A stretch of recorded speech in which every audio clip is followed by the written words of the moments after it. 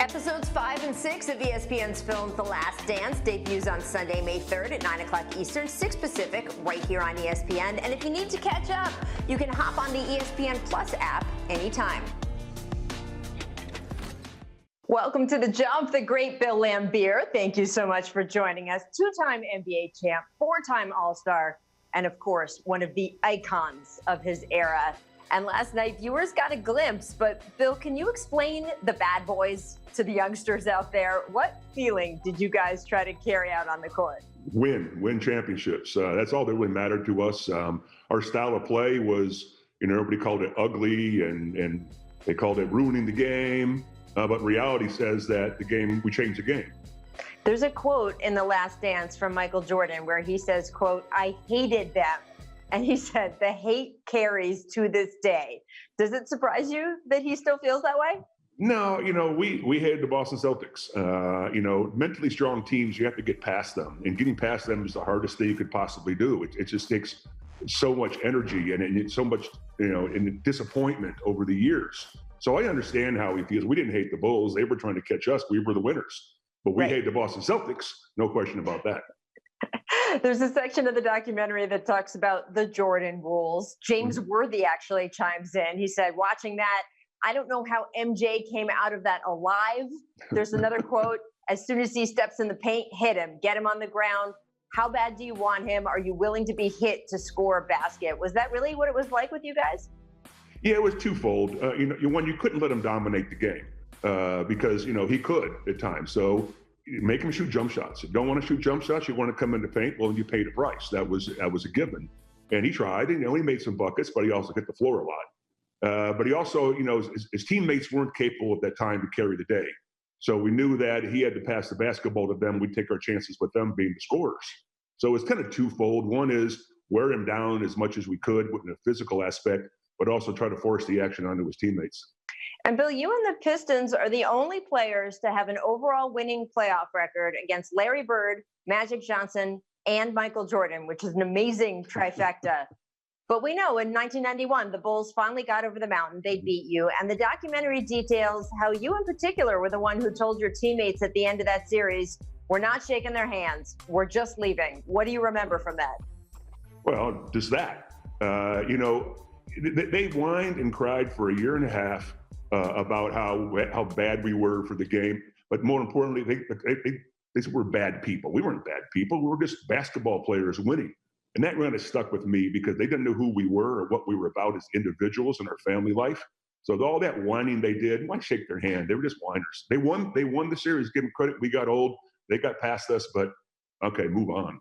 Do you regret now not shaking their hand? Do you stand by that? No. Why would I regret now today? I don't care what the media says about me. I never did. If I did, I'd be a basket case, especially back then. I was about winning basketball games and winning championships and did whatever I had to do to get the most out of my ability and our team. And we did. At the end of the day, we're called world champions. You're still the Detroit Pistons' all-time leading rebounder, in addition to still being, as you say, you're still two-time world champion. But you were also a center who was a serious threat from the outside. 30 years before anyone started using the term unicorn, you made more than 200 three-pointers in your career. What has it been like for you, I've always wondered, to see the NBA game change so much and decades later, such a premium put on the skill set that you had all those years ago? Well, the game, everybody says the game has changed and it's no fun. I don't know if I buy that one. The players are bigger, faster, stronger than ever before. And so the court basically shrunk, to use, from word. There's no room to move. So you have to be able to shoot deeper and from the perimeters in all positions because you have to be able to open that lane up for any kind of drives.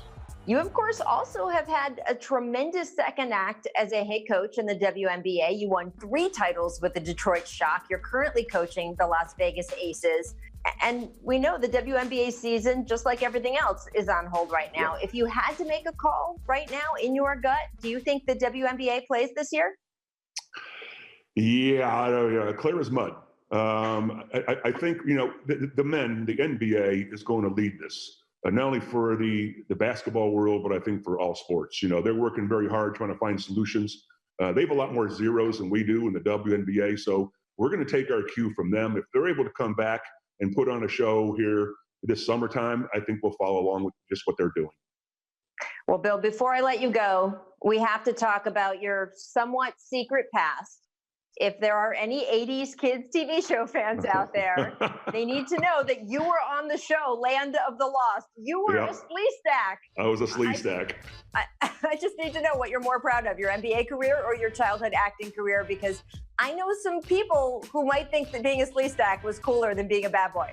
Well, cooler is one thing, but I know when you're 17 years old and you're in Hollywood like I was, and you're on a TV show, the greatest thing was it pays so much money. It's embarrassing.